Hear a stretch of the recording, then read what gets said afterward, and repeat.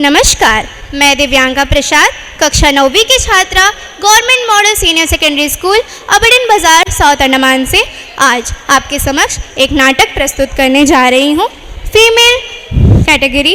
And मेरे ड्रामे का थीम है Shanti Teresa Lakra, the first female recipient of Padma Shri award from Andaman and Nicobar island. आज मैं आपको शांति तेरसा लकड़ा जी के उन दिनों के संघर्षों को दर्शाने की कोशिश कर रही हूँ। आशा करती हूँ आप सभी को पसंद आए। धन्यवाद। के रूप में मैं प्रकृति हूँ, मैं आकाश हूँ, मैं धरती हूँ, मैं जल हूँ, मैं वायु हूँ, मैं अग्नि हूँ, मैं प्रकृति माँ हूँ। हाँ, मैं प्रकृति माँ हूँ। क्या आप देख रही हो उस बेटी को? क्या आपको दिख रही है वो माँ?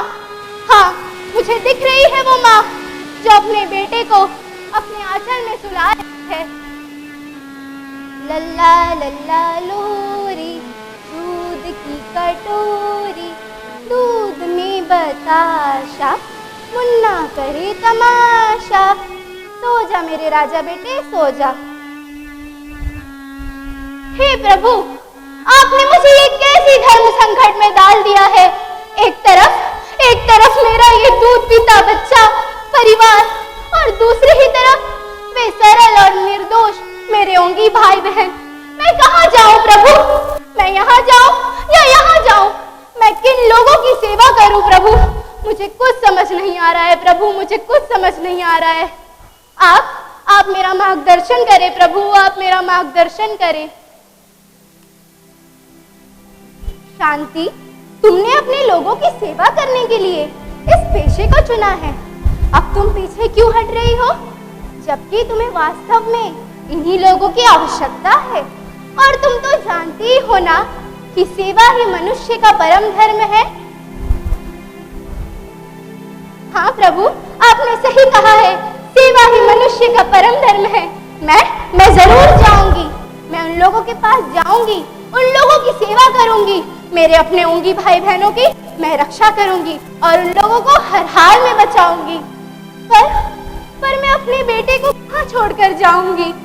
मैं इसे इस हालात में कैसे लेकर जा पाऊंगी? क्यों नहीं ले जा पाऊंगी? इससे पहले भी तो हम माँ बेटा दोनों मिलकर 1 साल तक यात्रा किया करते थे। इस बार भी हम माँ बेटे दोनों मिलकर करेंगे।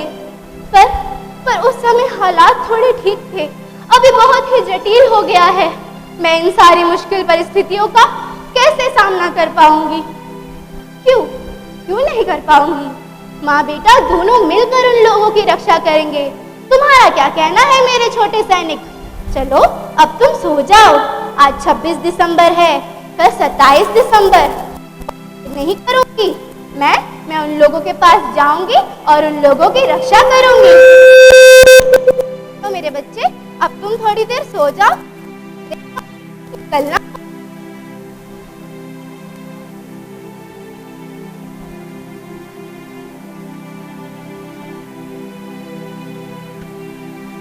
चलो 27 दिसंबर हो गया है। अब हमें उन ओंगी भाई बहनों के पास जाना होगा। चलो मेरे बच्चे, अब हमें निकलना होगा। उन ओंगी भाई बहनों के पास हमें जाना होगा।